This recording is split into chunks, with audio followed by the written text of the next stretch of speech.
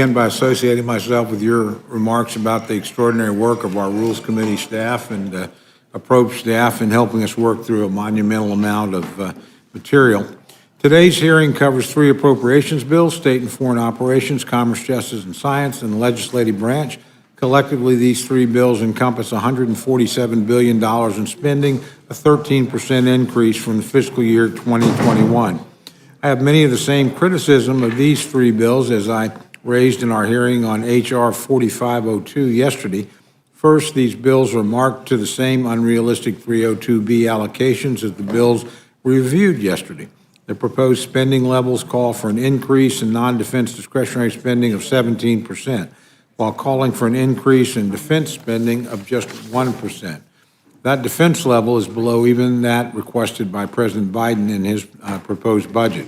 At a time of global crisis, we cannot afford to return to the chronic underfunding of our military that was a hallmark of the Obama-Biden years. Yet with the majority's proposed allocation numbers, that's exactly what Democrats are proposing here. By contrast, the Bipartisan National Defense Strategy Commission called for a 3 to 5% increase this year just in order to keep pace with current threats around the world. I think the warning is one that the House should take seriously.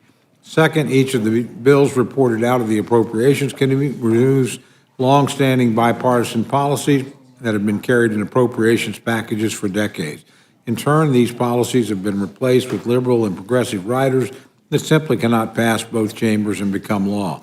In H.R. 4373, the State and Foreign Operations budget, the majority has chosen to strip out longstanding bipartisan policies like the Helms Amendment, which prohibits foreign aid from being used for abortion. The majority has modified the Kemp-Casten Amendment, which restricts funding from going to any organization that supports a program of coercive abortion or involuntary sterilization, limiting it so that it would only apply to involuntary sterilization.